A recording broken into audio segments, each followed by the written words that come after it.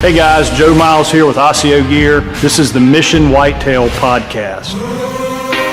We're going to be doing a deep dive into what it truly takes to kill these mature bucks. We're going to step outside the box and look at the why for gear, tactics, training, and more importantly, the mindset from over 35 years of chasing these magnificent animals all over North America. Thank you for following along and welcome to Mission Whitetail. All right, guys, welcome back to the Mission Whitetail Podcast. Had a real good episode last time with Paul Priest, and now we are so lucky to have Mr. Bobby Worthington back with us.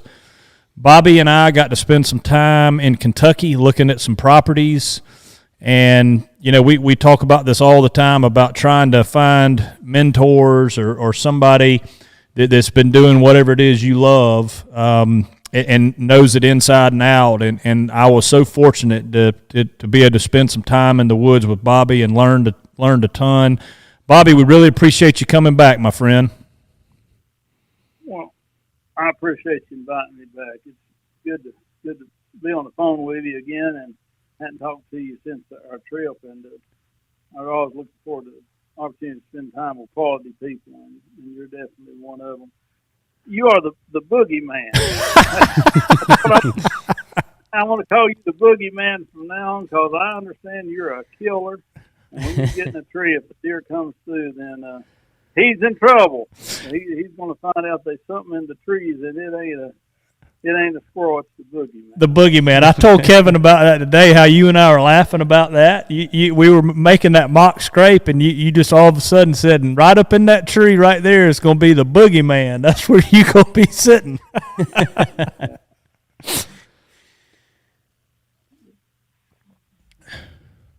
That's a deadly little setup we've got worked out right there. It really is, and Bobby, you know, when I first reached out to you, you know, I obviously met you through Don Higgins, and Don set up that dream team, and you know, you being part of it and all that, and your specialty kind of being the big woods and, you know, a lot of public ground and creating funnels, and that's kind of what we concentrated on our last podcast, was talking about, you know, the funnels, and the October 25th, if the weather's right, all the way up to Thanksgiving is being in those funnels. But on this trip, you know, we came in and went down to that Donaldson Creek area and walked that whole piece.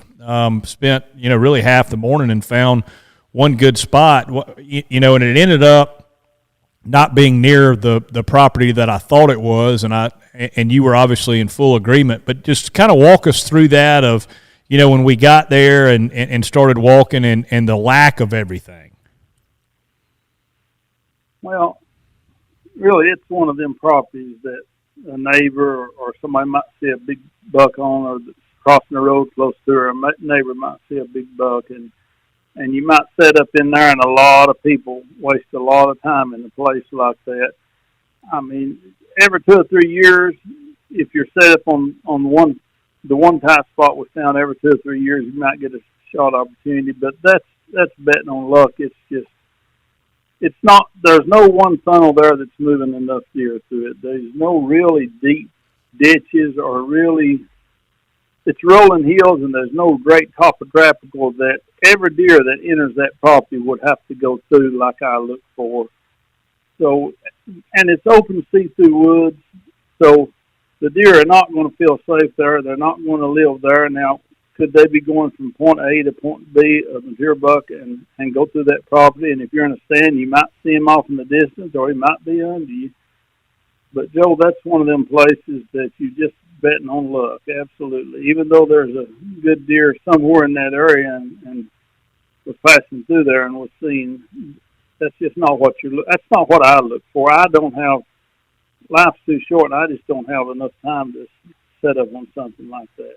Well, I think that's so important for guys that are, you know, going out and trying to get permission or get leases or buy farms is they need to learn how to, including myself, how to rule properties out. You know, that, you know, just because this one, you know, there's been a big deer or it's in a Ohio or a big buck area, and the guy wants $3,500 or whatever it is to lease it. You just can't lease something if it's not going to work for you. Right. Of course, you look for the good genes that can produce a monster buck, and then I want to find out if there is some topographical feature on that property that where at least 50% of the deer traveling through that property will go around or be forced into a tight spot. Now, we did find one big rub. Now, if a lot of people do this, they get into a piece of property like that, and let's say it's in a mature buck's court area. He's going to go through there quite often, and we might have found a rub line and a scrape line. We didn't, nothing significant, but let's say we did, and the guy gets all excited and buys that property. Well, he's set up on that buck's court area, and he might kill him. But I'm afraid after that buck is dead, then he's not going to have that opportunity for a long time. I look for a piece of property that has a tight place that will move a lot of deer through it. A big part of the deer going through that property will be forced through that tight place. And long-range travel, you can find a funnel that's made because of a feeding area or a crop field or a feeder. You can find a little place that moves the family group of deer around it. But there's a difference. I call it a bridge to nowhere. There's a difference in a long-range travel corridors and a lot of trail systems and corridors that come together in a small area because of a feeding situation. But that long-range travel corridors is what I'm looking for. Bucks traveling cross-country, either going from one of their home ranges to the other or going from a doe bedding area to another doe bedding area, checking out does, or traveling all through his home range, keeping check on the does before and during the rut. That's that long-range travel corridors I look for. And if you examine the trail systems and you follow them out, a lot of times you can figure out, well, this is just going out to this field, or this is going to this dead doe bedding area and to the field, and here's another one going to the other corner of the field. And a lot of people find a tight place and they think it's a good funnel to hunt, but they're mistaken, because a lot of times those are just used by a family group of does. Right. And that property there, if it did have big sign and big scrapes and rubs, I'd say, well, you can put a camera out and get this particular deer's picture, but once he's dead, this is not significant anymore. Yep. It's quite unlike the property the next property went to. Quite unlike it. And one thing, before we get on that other property is when we did walk around or drove around to that other side and checked that one old logging road that had the scrape line down it, and we found the one spot to throw a camera up.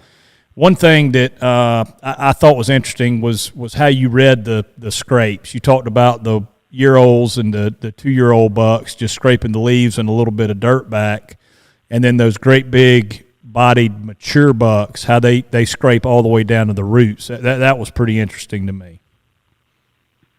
Yeah, they've got big, strong.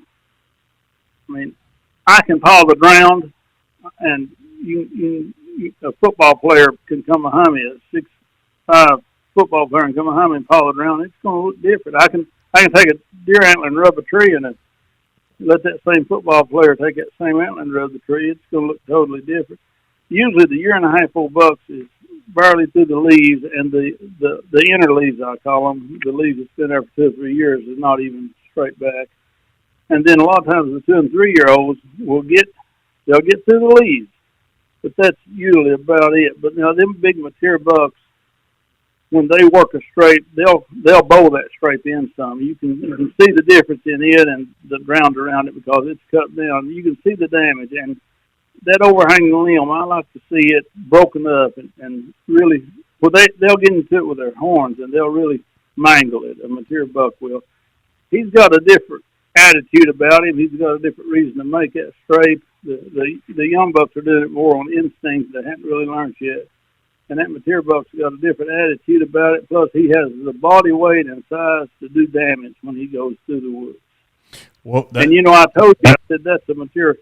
We was following strafe line down the road, and I told you, I said, now this is a 1.5 or 2.5-year-old buck strafe line. And then we come to another big strafe, and I told you, I said, now this is a different strafe. This is made by a mature buck, and we got to looking, and it was a different corridor. It crossed the other one, and it had big stripes on it, and we didn't go far. We found a huge rub, and then I think that light bulb went on in your head. Well, he was right. That was a mature buck strafe, and this huge rub confirms it. So, it just takes years of experience to learn that thing. Yeah, and that was kind of right at the base of that saddle where that other corridor came in. They kind of intersected, and so we fooled around there a little bit, picked a tree out, and didn't get too serious about it. I mean, you were like, this could work, but I'm certain you've got better spots than this, so we just kind of picked out a few spots that we could put a stand, put a camera, or put a couple cameras, and then we kind of left that and went to the really good property, and I had the ability to go in there. It was after rifle season last year. It was like the 22nd. It was right before Thanksgiving, and I only had 3 or 4 days to hunt.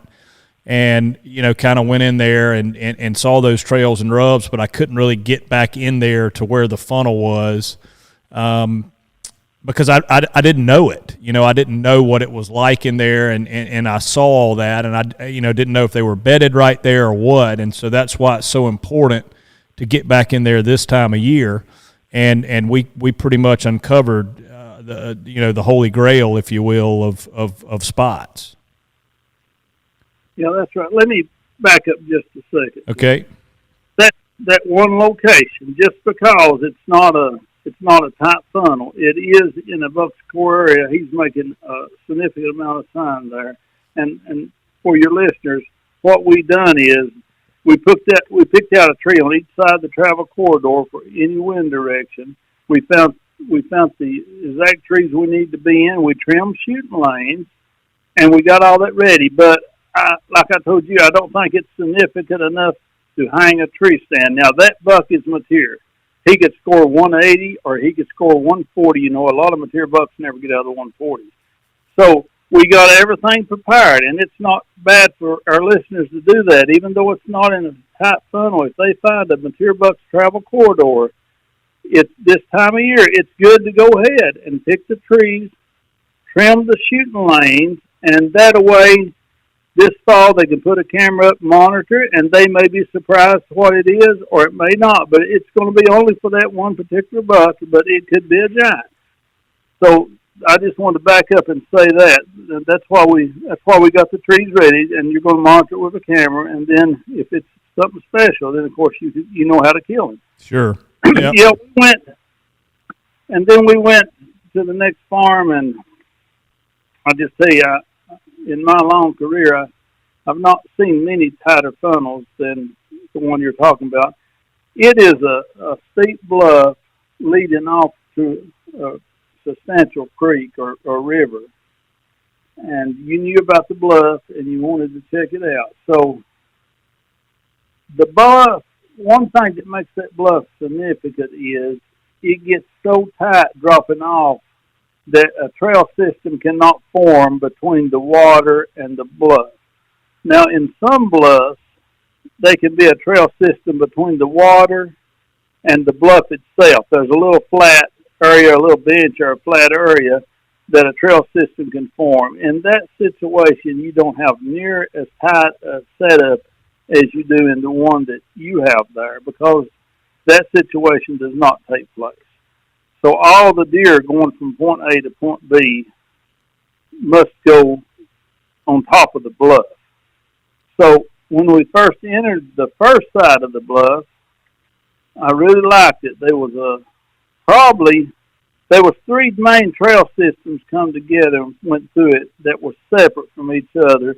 But a lot of the trails got together on those 3 trails. And actually, if you follow each of the 3 trail systems back, you'll find that they're made up of 2 or 3 more travel corridors or trails coming into them.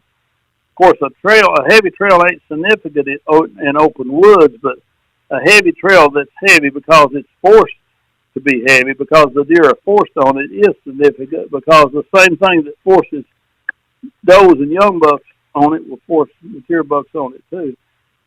But when we first entered it, I liked what we seen, and I started looking around for trees and this and that, and I said, let's just walk on to the other end of the bluff, because anytime you've got a bluff or a funnel situation like that, you've got two ends of it. And there was some trails we couldn't quite get together that was up above the bluff, let's say on the left side, and I don't know which direction that was offhand. That would be west, to the west. There was some trails on the west side that we was going to have to do some major tree cutting, hinge cutting to push them on down, which was possible. But I felt like that was from a family group of does that was bedding up on top of close to a field, and we found out that was the case. But I wanted to walk, before we started work, I wanted to walk to the other side of the bluff, and we did. And when we got there, we not only had a funnel on the east side toward the creek and the bluff, we also had a funnel on the west side. There's a road about 100 yards from the bluff through the trees. It's not through an open field, it's through the trees. And there was a culvert there, a bridge and a culvert, and there was a good heavy drainage ditch coming down to that end of the bluff. So now we have the best situation. We have a funnel not only on one side of the deer traffic to tighten them up, but we have one on the other side to tighten them up also. So a lot of the trails we were losing up the hill to the west was forced down and had to come together, and then we really had an extremely tight place. Hardly ever will I blind hunt a stand, but that one I would, because the number one factor that determines whether I will blind hunt a stand or not is the amount of deer that it's moving through there. And this is moving an extreme amount of deer through it because of the funnel on both sides. I don't know if I've ever seen a tighter funnel. And if you remember, Bobby, when we first got in there in those cedars, they had a bunch of rubs, and we found that big buck bed, right there, or two or three of them, right there, not 50, 75 yards from where we came in. Yep. The spot you took me to where you actually hunted a little bit last year, you didn't want to get on in and disturb the deer, was a little cedar thicket.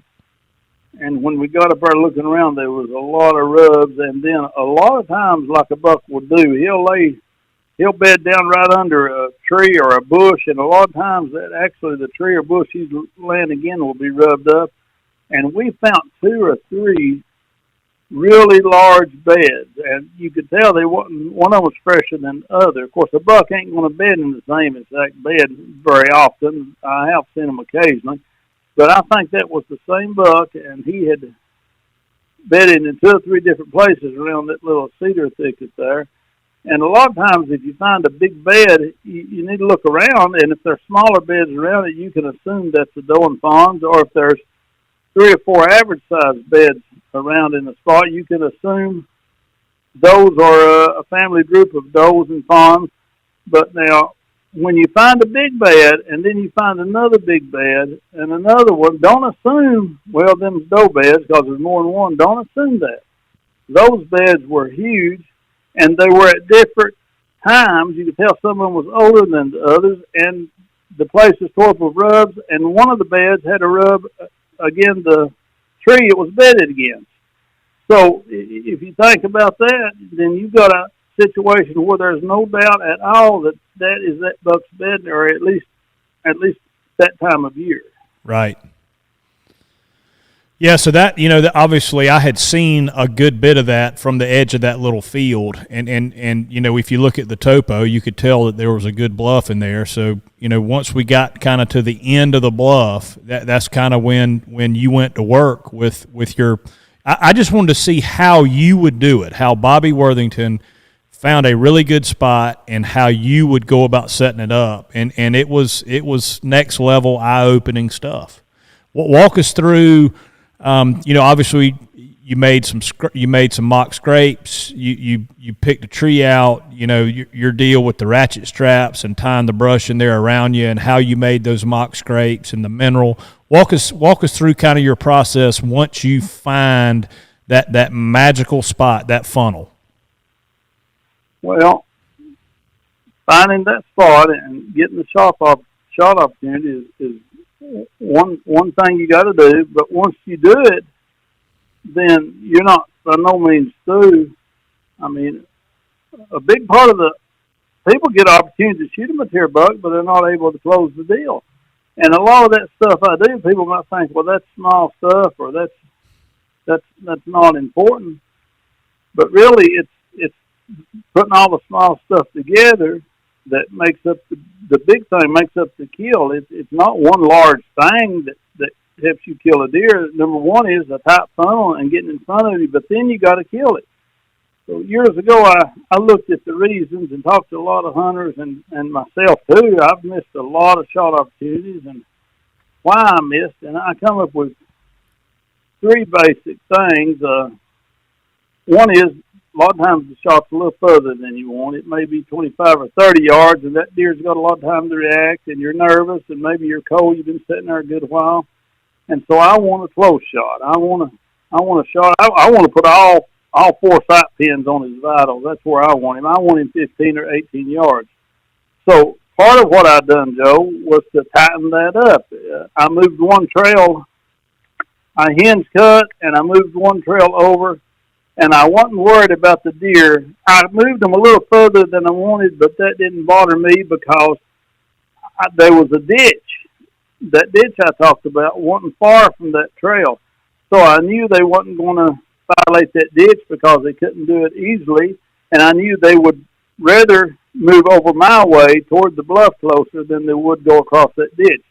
So we hinge cut all the way to the ditch, and we pushed that trail over some to get it closer to the others where they was all within 10 yards of each other. And so that's one of the things we done, and the reason is, like I said, I want a 15 to 18 yard shot. And another thing we done to enhance that trail movement is we put a mineral lick right where that trail, the new trail I made, will join the other trail. And what that mineral lick will do, during the summer, the deer coming down that trail that I had to move over will come across the road, or however they're coming, and I think that one was coming across the road, best I remember. They will come down that trail, and they'll go over, and they'll eat that mineral lick, and then they'll go out the way the other deer are going, down the funnel that way, and that puts them closer to the tree.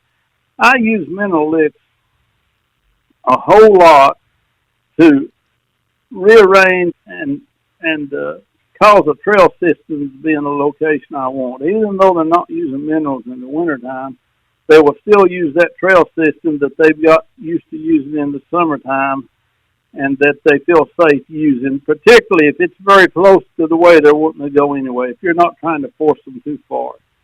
So that's one thing we did. And then, if you remember, on the north stand, the stand that was right on the bluff, there was a trail a little close. It was about 4 or 5 yards from the base of your tree, and you felt like that you couldn't get in both lungs there real good. So we moved that trail over also. And, of course, anytime I move a trail over, I try to block it plumb to the restriction like the bluff, and we did. And then I took my foot like on the other one, and I made a very obvious trail, just going right around the tree where we wanted it to. I made a real obvious trail with my foot, and also led it right down to the mineral lick. And let's see, there was that. And I wanted to say this too, and we did this, and I showed you this. The other thing we did to even enhance that better is, as we cut shooting lanes, we took the brush and the treetops and the saplings from the shooting lanes, and we put them around your tree out to about 5 yards. So a lot of people really will cut a brush or cut a sapling for shooting lanes, and they'll just lay it on the ground. And a lot of times it'll block the trail, and deer may even actually go around it and not be exactly where you want it. But I always take them and put under the tree that I'm hunting from out to about 5 yards. So we did that. So, and I didn't want to open the woods up too much. If you remember, I didn't want a lot of sunlight coming in and changing the vegetation and really changing the look of the woods. So in some of the shooting lanes we didn't cut. if you remember, we took some zip ties and some cord I had, and we pulled some of the saplings over quite a ways and just tied them over instead of cutting them off, because I didn't want to just cut down every sapling in there that was in the way and make it look that much stiffer. So some of them we pulled back and tied over. So that's one thing we done. Like you said, we done that, and the reason we done that is where we wouldn't be shooting straight down on a deer and maybe get one lung, and then where you wouldn't be shooting out to about 20, 25, 28 yards. Like I said, I like them real close. Yep. And the next thing we done, Joe, as you mentioned, the trail systems come together to 3 main trails, and they wasn't right together. They was like 5 yards to one and another 2 or 3 yards to another one. And on each of those trail systems, we made mock straights. So when I analyzed why people miss deer, number one, the shot is a little further than it should have been. Number two is a cruising buck during the rut is hard to stop sometimes. Sometimes you have to grunt and sometimes even holler. And when you holler at that deer, he stops and he's alert. He looks up, or when you grunt, he's alert. And he's got a better chance of dropping down some and causing a high hit. So I want them to stop naturally. And one of the things I do to make them stop naturally is I make a huge strafe in the middle of all of the trails that I'm shooting to. So we did that. We made strafes in 2 or 3 different ways. You might want to talk about that. Yep. So, and I'll tell you, some mature bucks that has been grunted at, and then when they stop shot at, some of them will bolt when you grunt, especially if they're close and they can tell that sound comes from above. I've seen them do it several times. So you want to avoid having to grunt to stop a deer and get him alert and maybe him take off. So those mock strafes are really key to that, and you won't have to open them up, but if you want to go in about October 1st with a good rake and open them up, that's good too. But I guarantee you, in that top funnel there, and we got a good limb just the right height, and I'm guarantee you that them strafes are going to be used heavy. And it's really hard for a big mature buck during the rut to ice up a strafe. He's gonna want to put his nose and his 2 cents worth in it. So that should give you a good relaxed shot. So, and it was really neat, Bobby, the way you took that one tree and you cut another fork tree and pushed that limb over, and then zip tied it and used some twine to use it like a brace to push that big bushy limb over. That, using as much natural stuff as you could, but then using zip ties and twine to do it as well. On that one big one that you made on, I guess, the furthest trail, to the west. Yeah, that I wanted a good bushy limb over the straight. So a lot of people use those ropes, and that's fine. But I like to use natural limbs, and I cut a pole about 6 foot long, and it had a V on one end. And what I done, I got the whole sapling. I caught one of the limbs coming off the sapling in that V, and I pushed that sapling over and pushed it over, and then there was another sapling about 4 foot from it, and I pushed that sapling down just the right height, and then I laid that pole I cut in the V of the sapling that was still there, and I tied it in place when I got that sapling bent over to the right height. That's one thing we done. And on the next one, we used a grapevine and a limb, and it was a little higher than I wanted, and I actually went and cut a green pole about the size of my wrist and about 1 foot long, and I stiff locked that to it to weight that down, just to put weight on it, and weighted it down a little further so it'd be at the right height. And I guess on the last one, did we zip tie it in place? I think so. We did. Yep, we zip tied that last one. But Bobby, I know a question a lot of the listeners are going to have is, how high do you like to have the scraping limb, if you will? How? That's a good question. I have a scrape on my farm, on not my farm, but on the place I hunt. That's about 3,000 acres, and there is one scrape on that place that every mature buck, I don't care. I may get his picture in velvet. I may get his picture in a funnel during the rut. But any mature buck I ever get a picture of at least once during the fall is going to visit that strait. And I think it's a combination of the limb being the right height and in the right location. And I like one about chest high to me, which is about 4.5 to 5 foot up to 6 foot. Now, I know everybody's seen where mature bucks work them up 6.5, 7 foot. They get on their hind legs and work them.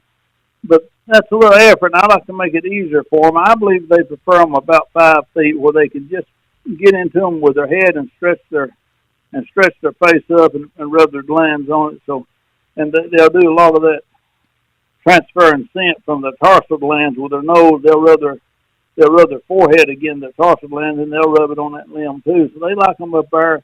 In my opinion, most of the mature bucks I've seen, 4.5 to let's say 5.5 feet, and they want that limb coming down from above. They want it angled down, even straight down. A grapevine or that rope deal people use is good, but they want them coming down from above, and they want a big limb. A lot of times they want one big little finger or your thumb. They can work over and beat up with that horn, and they'll just mangle it. So there's a few things they prefer, but believe me, if you've got it in flat enough ground, now they don't like a scrape on ground if it's got a big slope to it. Of course, their urine runs off, I guess, and it's just harder to work. But we found, if you'll remember, the flattest place we could find on each one of those corridors that made a straight. Now, a lot of times you'll find a corridor and you'll think, well, there's no big buck sign here. I'm not hunting it. If that corridor is moving enough deer, believe me, mature bucks are going through there. By the very nature of a funnel being in rough terrain with big ditches and stuff, by the very nature of it, a lot of times the ground ain't really flat enough, or there may not be any limbs just right in that particular tight place they're moving through. But once you fix the limbs there that's just right, then they're going to use them. Well, and that's, you hear a lot of guys, Bobby, that talk about, I hate bow hunting the rut. Things are going crazy. Deer can be running everywhere, and I have more luck at early season or pre-rut or late season, and I think it's because guys aren't hunting funnels. I mean, a real funnel like this one, for example. Guys, they once they understand that, rut hunting becomes probably the most or could be the most deadly part of the season if you have a funnel like that to kill a really big buck. That's exactly right, Joe. The nature of the rut. Why would you not want to hunt the rut when you can drive down the road and have mature bucks cross in front of you on the road in open fields and see them laying dead on the road, and you can see them in the middle of the day crossing open fields and crossing the road? You know they're up and you know they're moving. Why would you not want to hunt them? It's right. Because yep. It's because you're still hunting that same individual travel corridor, or you're not hunting a place that forces deer through it. Those deer that cross them open fields and cross those roads, I guarantee you, every day they're going to go through a tight place because they're forced to. Right. If you think about the increased movement of a mature buck and the way that their movement is random, and you think about a place that forces those deer that you're seeing on the road and through fields and off in the distance, if you think about a location that forces those deer through there, and the increased movement of a deer probably moves 4 or 5 times more. I mean, if the weather's right, he's going to move all day long compared to maybe an hour or two first light if it's outside the rut. So you think about the increased movement of mature bucks, and especially the increased daylight movement of them, and then you think about a place that forces deer through it, and then you're going to begin to see how myself and a lot of other hunters really like the rut, and a lot of hunters out there may have killed one mature buck during the rut, or seen a mature buck, but they weren't in the right place. Well, it's just simply because they have not found a tight funnel that's moving a lot of deer through it that they're forced to go through. And that's the rut tactic, right? From the end of October to Thanksgiving is to, people talk about, hey, you got to sit all day. Well, yeah, but you got to sit all day in the right spot. And the key to rut hunting is finding that tightest possible funnel that they're forced through, and then sitting there all day. And you know, you and I, you know, we were sitting on the porch there. We talked about the hardest thing was the persistence, or the, you know, we talked about, guys, how your mind plays tricks on you, and after 2 days or 3 days of all day sits, well, I'm missing something at work. I'm not feeling well, or there's no deer that's going to come through here. The once you find that location, the persistence, as you say, one of the keys, or you know, I mean, it's got to be, you have to spend the time there, and that can be one of the hardest things for guys to do. The 3 points that I've always pushed in all my writings and in my books and in my podcast, the 3 points I push is the time of year. That's during the rut, when mature bucks are on their feet moving all day long. That's number one. Number two is in a tight funnel that will push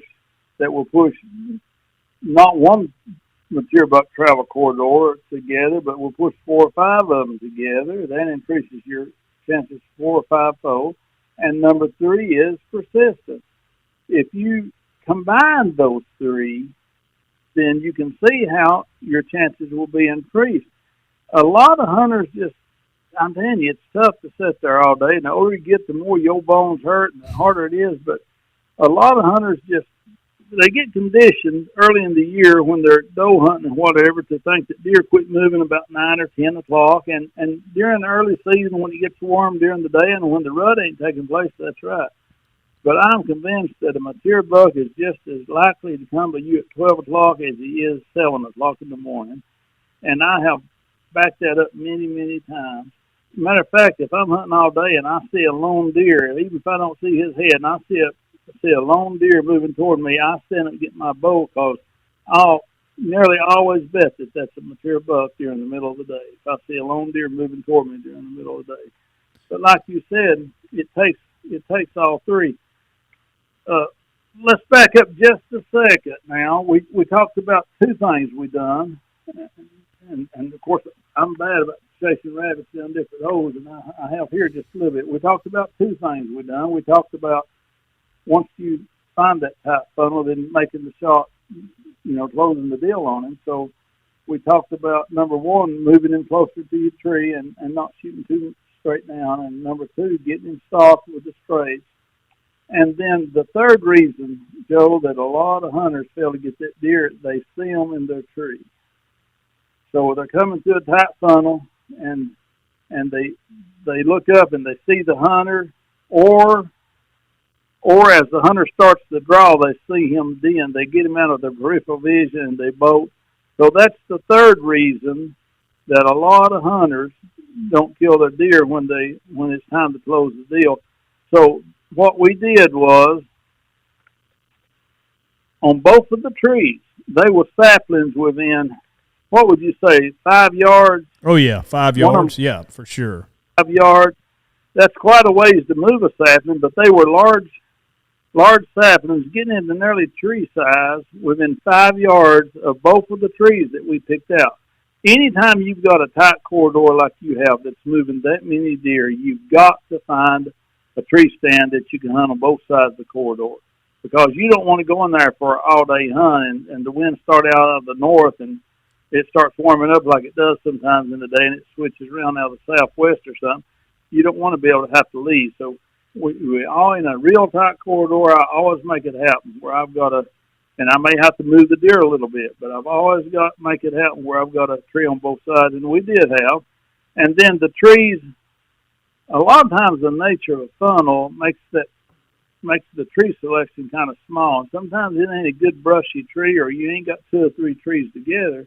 Sometimes the tree you have to be in is standing alone and maybe not a lot of cover on it, and that was the situation. And more on the north side on the tree that was on the bluff than the other one. But there was 2 saplings within, maybe one of them was like 4 yards and one of them was maybe even 5 yards away. And so we took some heavy ratchet straps, and we went up that tree as far as we could there, and we got that ratchet strap around the limb up there around the tree, and we ratcheted those saplings over into your tree. And now when you climb the stand actually the saplings are touching your tree. And then, like I told you, do not cut a single limb off those saplings. There's going to be some in your way. But take some cord up there, and the limbs that are in your way, bunch them up and tie them kind of in front of you where you can shoot on each side of them, and try to leave every limb there, but just move them out of your way and tie them out of your way where you'll have good cover and still be able to shoot your bow.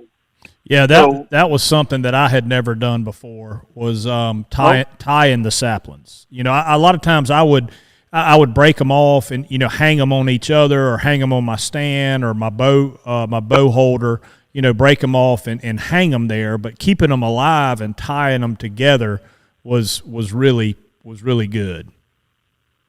Okay, and after a while, the way we've got them pulled over and ratcheted over, after a while they'll naturally. I don't like to cut them unless I have to. Sometimes if that sapling is as big as my leg or something, I got to move it quite a ways. Sometimes I'll hinge cut it a little and get it over, but sometimes, and most of the time it'll stay alive, but you're taking a chance. So if you can do that without cutting that tree at all, it's much better. And those trees that we pulled over will be covered from now on, and it won't take but usually 2 or 3 years that they'll grow that direction after being forced that away a while anyway. So those saplings are always going to be good cover for those particular trees. And those particular trees, unless an earthquake takes place, unless something unnatural changes the geographic feature of that piece of property, those trees that we picked up from the stands will always be great. Always. I mean, you could overhunt a little bit, and maybe the does that's got a buck fawn with them might learn your location and stop using it some. But I know you won't. I know you're going to only hunt it during the rut. But it don't matter how many times. Now, getting back to what we was talking about, it don't matter how many times you hunt some funnels. Some of the bucks coming through there, it'll be their first time that year, maybe their first time ever. They're traveling cross country and they hit a trail system and they follow that trail system, or they hit that bluff and they have to go where they got to go around it, or they hit the ditch and they've got to go around it. It funnels them right to your stand. So that's going to be good from now on. And some people say you can overhunt a stand. I'm telling you, when I find a funnel that tight, now if I've got 3 funnels that's about equal on a property, it's different.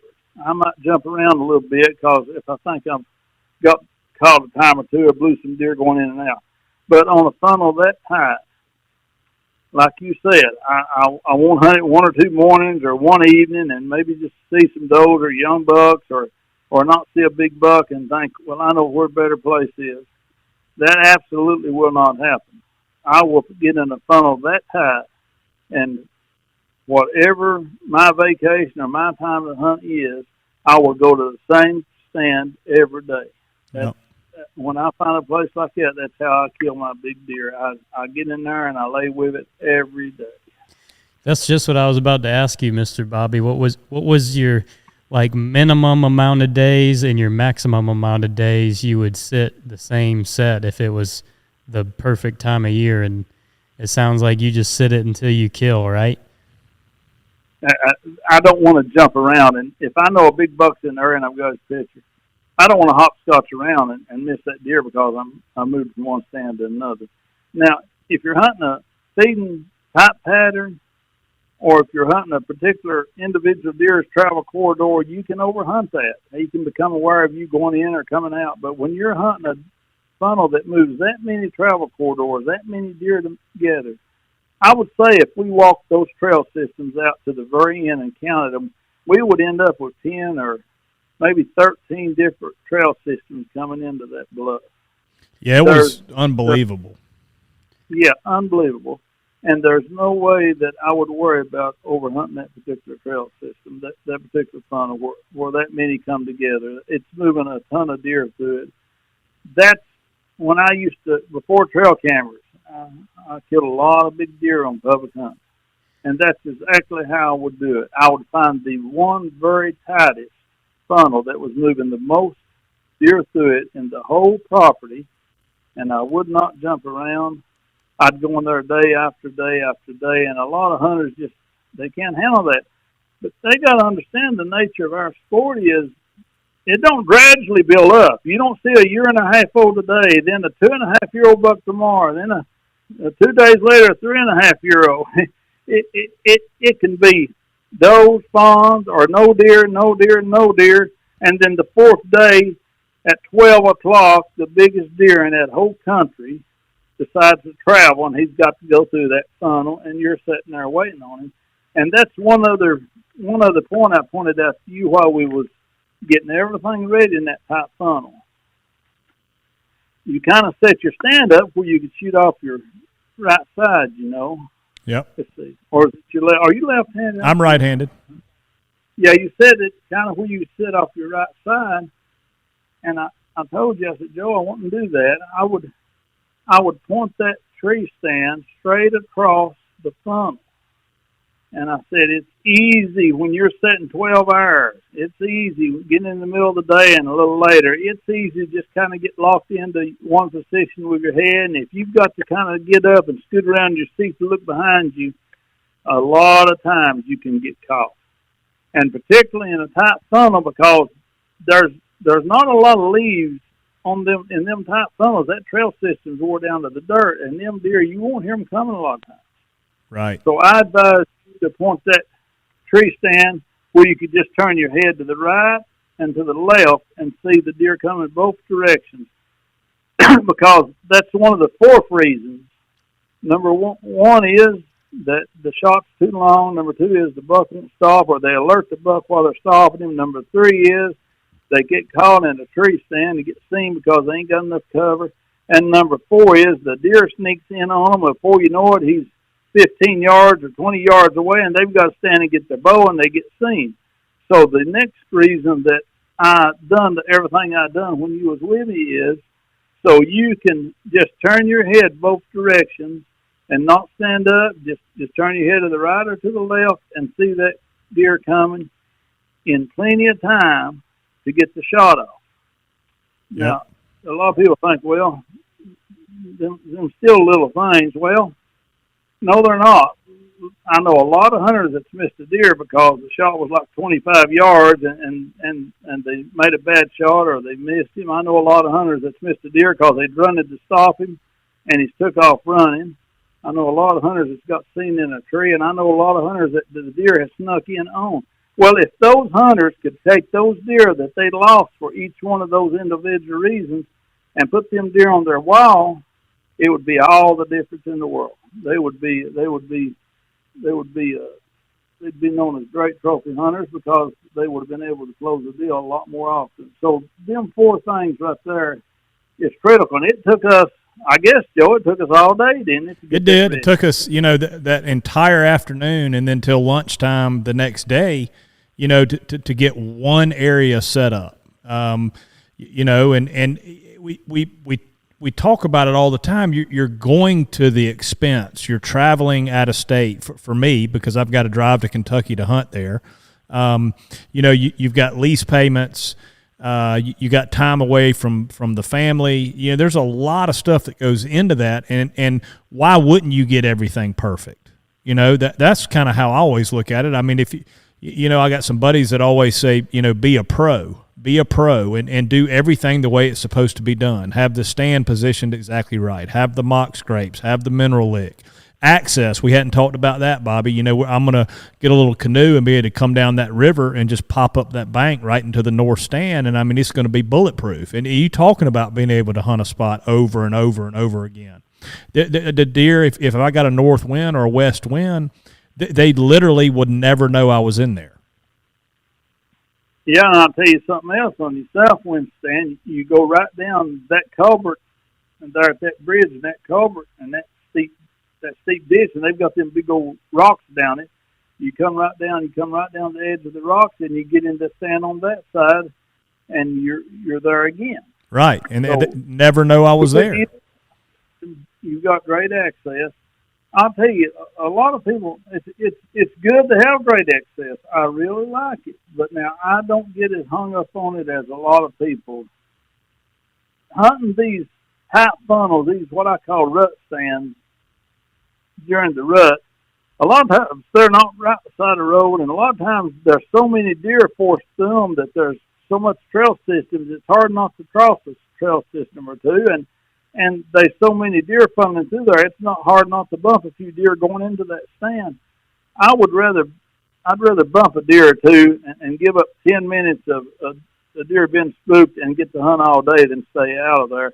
A lot of times the nature of a funnel is that you've got to be in the exact, it ain't like hunting a feeding travel corridor, a feeding pattern where these big bucks are going from a bed and say switchgrass or something into a food plot.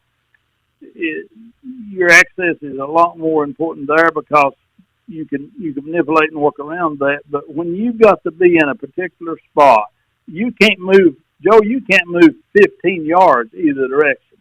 You've got to be able to shoot to what I call a sweet spot. That's where all the trails come within a certain distance of that tree.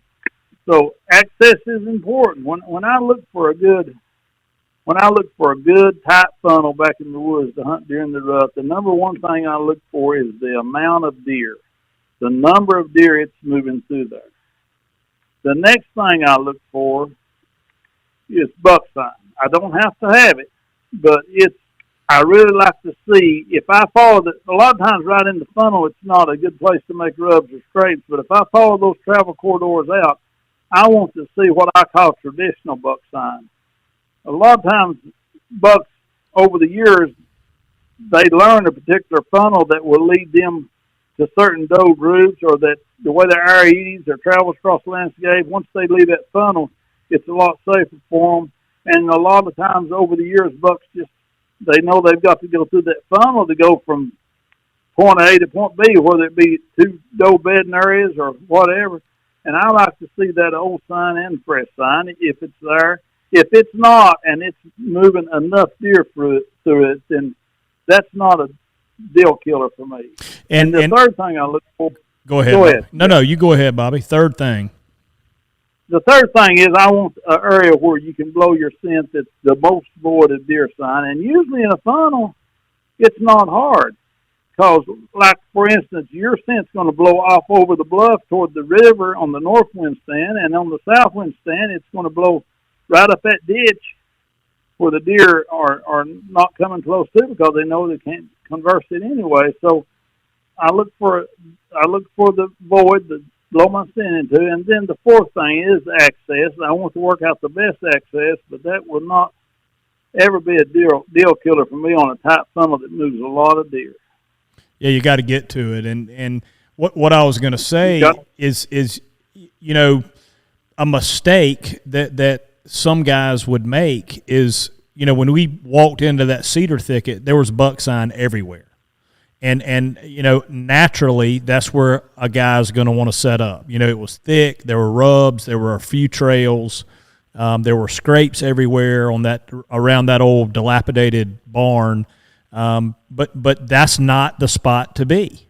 We abandoned all that rut sign or buck sign and went back to the tightest funnel area. Now it's 300-400 yards from there, but it's still that's a mistake that a lot of guys would make. They would set up on that buck sign versus in that super tight funnel.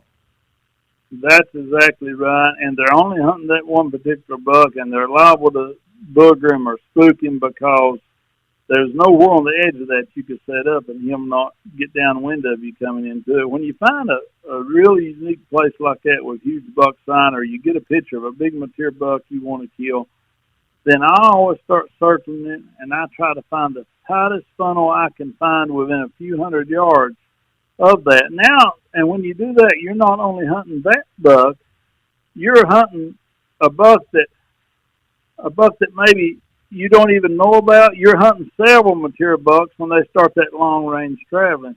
I have killed, since we've had trail cameras, I've killed a lot of big bucks that nobody in the whole area had any idea existed. It's one of them bucks, Joe, that you'll get his picture one time. You say, man, I got a monster's picture, and I've never got his picture before or after. Guess what? I'm the one that kills that buck. Yep. Because I'm sitting in that tight travel corridor they're forced to go through, and I'm sitting there daylight to dark if the weather is fit for all-day movement, and I'm sitting there, day after day after day after day, and you're going to too. And I feel very, unless of course you've got another. Now, if I've got a funnel that tight and I've got a big sign on a single buck's travel corridor and it's a 180-inch deer, then guess what? I'm going to go hunt that deer. And you're already set up to hunt. You know the trees to put the stand in, and you know the situation. But I will blind hunt a place, and you will too. The boogeyman is going to be in that tree, and if you persist, you put all three together. You wait till the rut movement takes place, and you got a tight funnel now, and you got it set up to make the kill. You can close the deal, and now if you're persistent, it ain't no secret, and it ain't hard. So many people struggle with it, and they're looking for a secret bullet. But the things we have talked about, Joe, is the secret bullet. Yeah, and that's it. And guys, everybody that's listening here that has trouble hunting the rut because they say, I'm going to hit on this again, deer running everywhere, you don't know how to get in the right spot, whether to hunt a field edge or whatever it may be. What Bobby has just described here is exactly how to hunt the rut. It 100%, it stacks the deck in your favor. It puts everything together. And the tight funnel that they have to funnel through, they have to come through there. That's how you hunt the rut.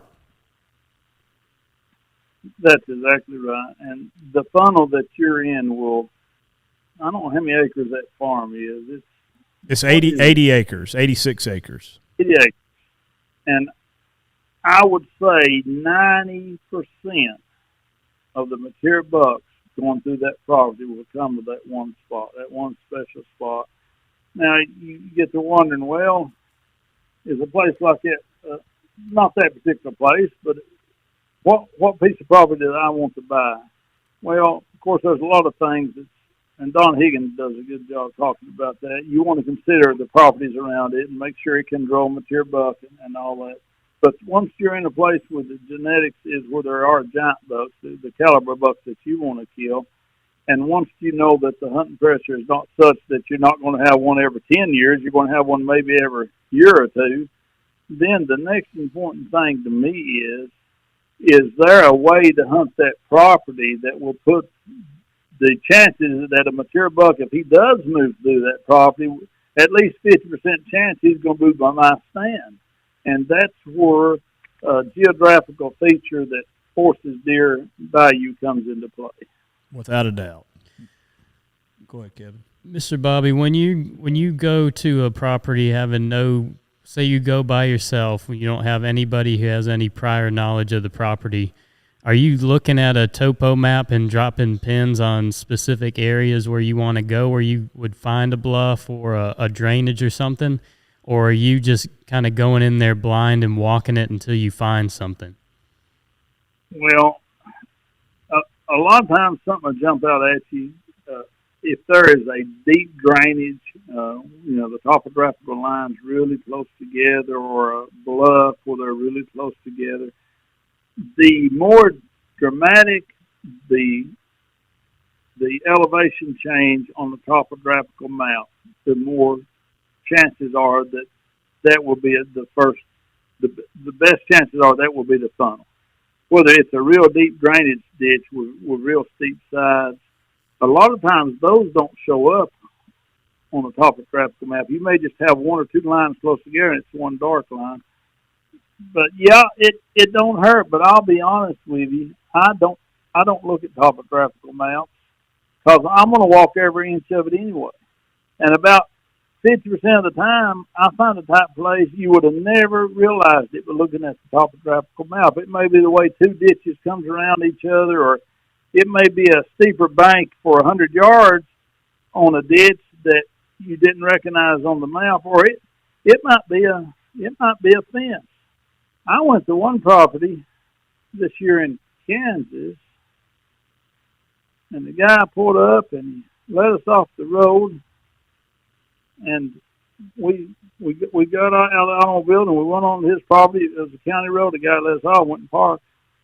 And when we got off the road and went into his property, there went into the woods, I noticed a creek on the right and a fence on the right, on North Creek on the left, and a fence on the right, and that fence made a corner right there, and it was cattle fence. It was a good fence. And I noticed that about 5 or 6 heavy trails come together, and they had that bank steep down, and he took me on in there and was showing me some rubs and stuff. And I said, yeah, there's a lot of rubs here. This is nice. And he said, we was looking around, and he said, we kept going further and further away from that. And he said, what do you think about all the big buck sign all the way down through here? And I said, well, that's good. That's real good. But I said, turn around. And he turned around. I said, what do you see? And I this and that. And I said, you see a pasture field? You see a good fence that goes from where we got out of the automobile up that hill at least 200 yards. I said, and then you see this creek here on the right side? I said, the further you get from the very gap that funnels the deer, the more they spread out and go right and go left and go different directions. And he said, Bobby, you mean hunt right there? I said, well, we stepped out of the automobile. He said, I've got out on there a dozen times and never even noticed the significance of it.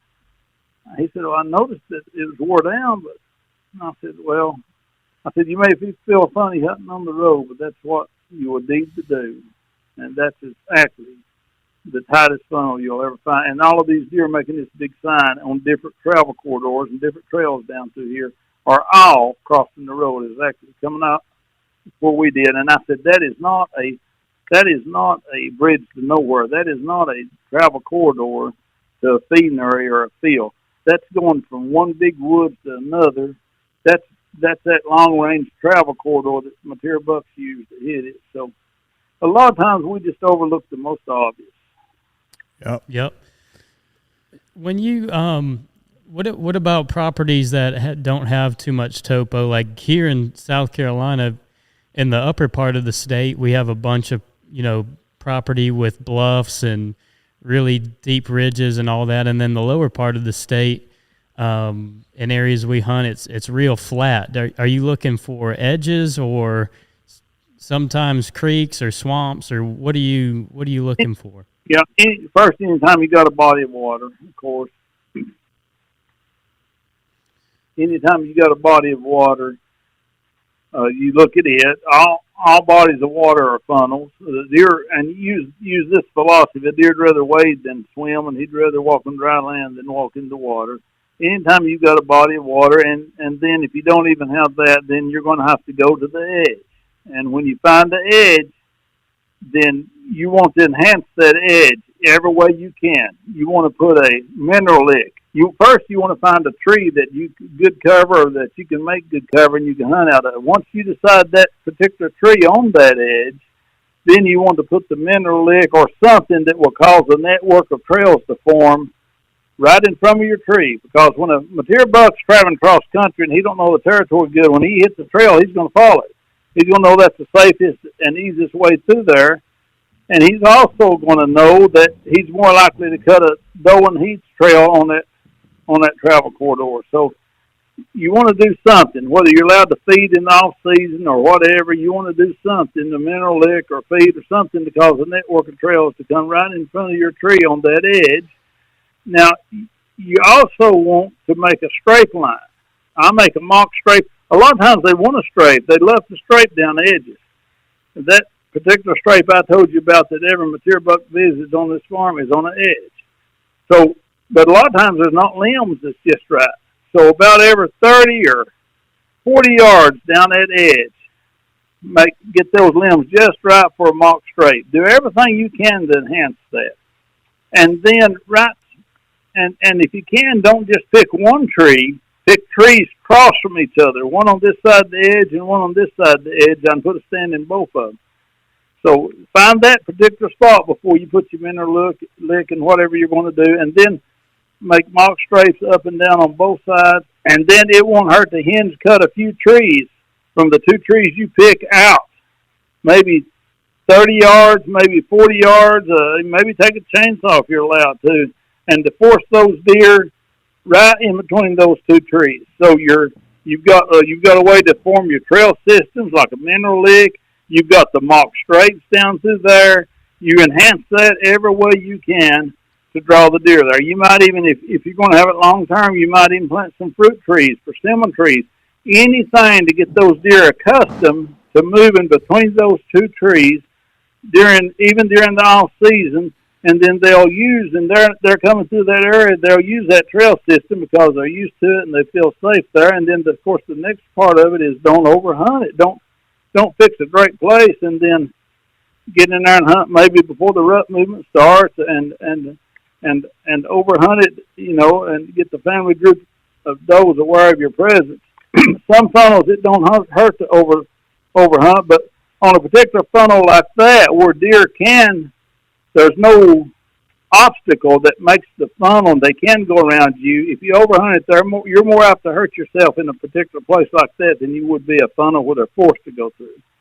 Yeah, that's the problem with a lot of the public that I hunt. It's all real flat, but I've found some really good spots, and I've showed Joe some pictures and things like that of they're traveling through there all the time, and there's some really good edge.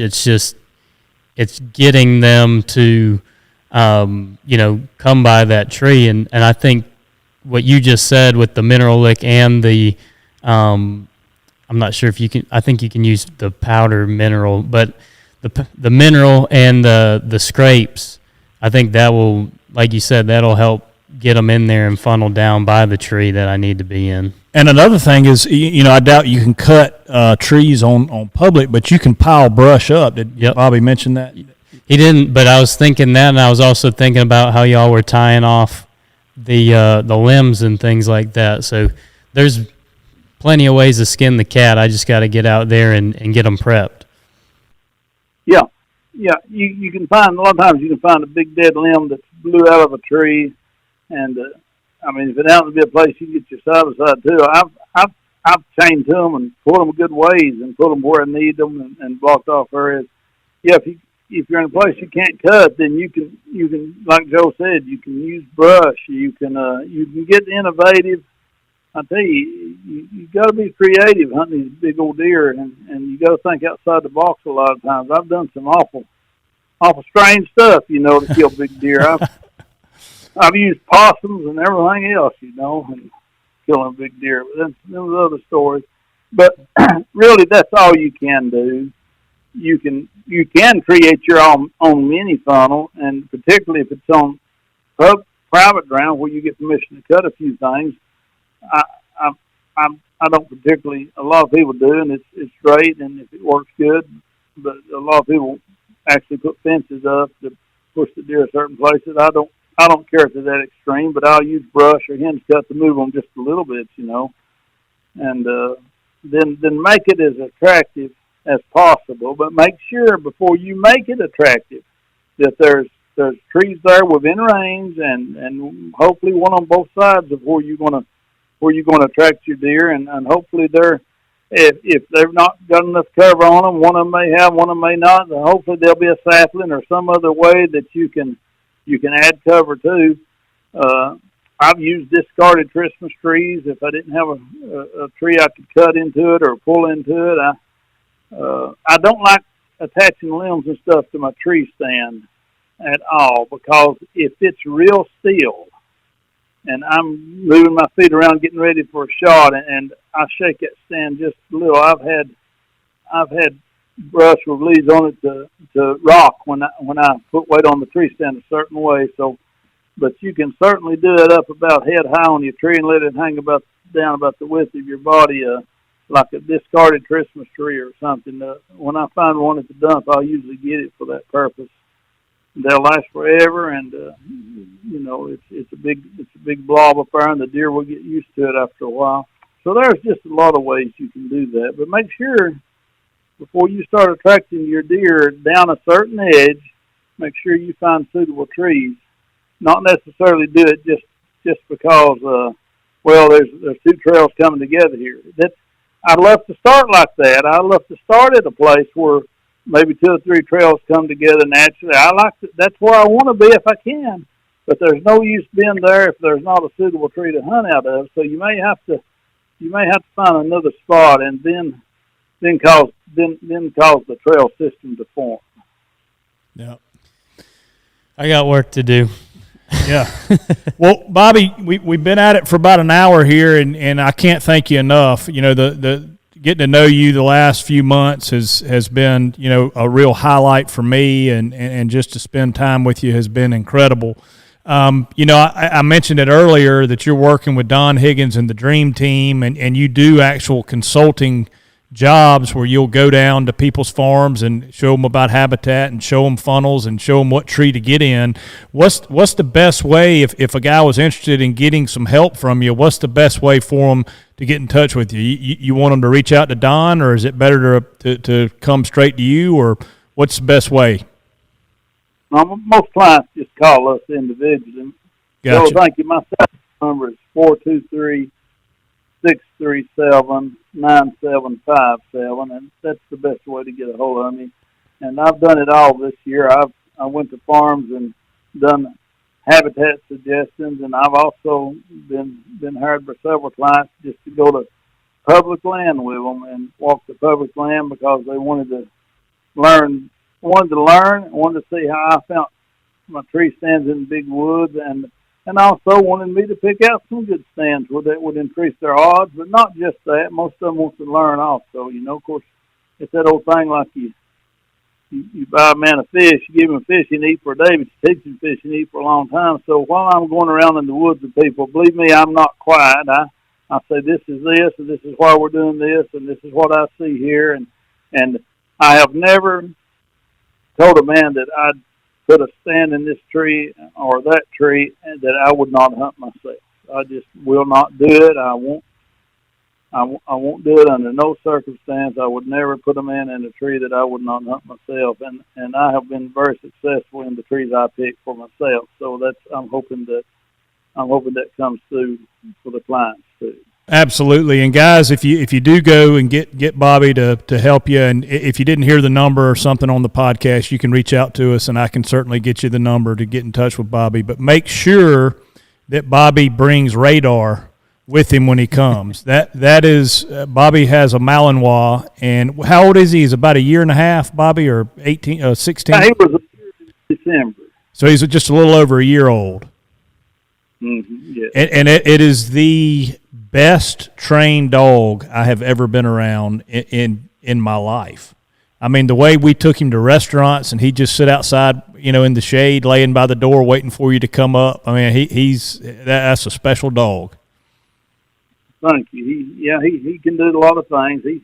He'll find any object I ask him to find. If I've got two of the objects, then I still let him check on one, and he's going to find the other one, whether it's peppermint candy or drugs. One time when I was logging, I was working on a skidder in the side of the mountain, and I dropped a big boat I was working on. It rolled down there in the leaves, and he was about 2 months old, and I'd already started him on finding items, and I couldn't find it. It was in the leaves, and it got lost, and it rolled further than I thought.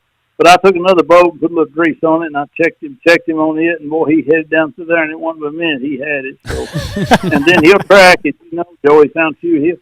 I can put him on the individual scent. That's the main thing I'm training him for, search and rescue. But we worked with him some on that yesterday, matter of fact, and he'll find if I put him on an individual, he's going to find that. And of course, you see him climb trees, and he's just a special dog. He really is. He's an athlete, and he's so well behaved and friendly. You know, I really enjoyed, you know, the whole experience that we had. So can't thank you enough, Bobby. We really appreciate it. And I know you told me you weren't going to do many more of these, but hopefully we can get one more out of you before it's all said and done. We can take another topic. Maybe we'll dive into archery and the importance of archery and mechanics and that sort of stuff down the road. Well, we'll talk about that, Joe. I really appreciate you having me on this time, and I hope that this is beneficial to people. I don't want the 50 years of experience I've got to go for naught. I want to be able to pass it on. I want good people to be successful at what they do, and the right kind of people learn from others, and the wrong kind don't learn anyway because they're too invested in protecting their own ego to learn from others. But the right type of people will listen to this, and they'll be happy for it, happy for the information, and they'll apply it. Yes, so sir. I'm glad. We always talk about that, checking your ego, because this is something we're all trying to get better at, and the only way is to get different guys' approaches and their systems that have been proven. Yeah. Well, I really appreciate this platform, and really just discussing hunting with you like we did in the woods. That's how we approach this, and I think it went really good, and I really enjoy it because I enjoy talking to quality people like you and your partner there. So it's been a good experience for me. I've enjoyed this hour tremendously. Well, thank you again, Bobby, and of course I'll be in touch real soon. We really appreciate it. Thank you, Mr. Bobby. Joe, thank you.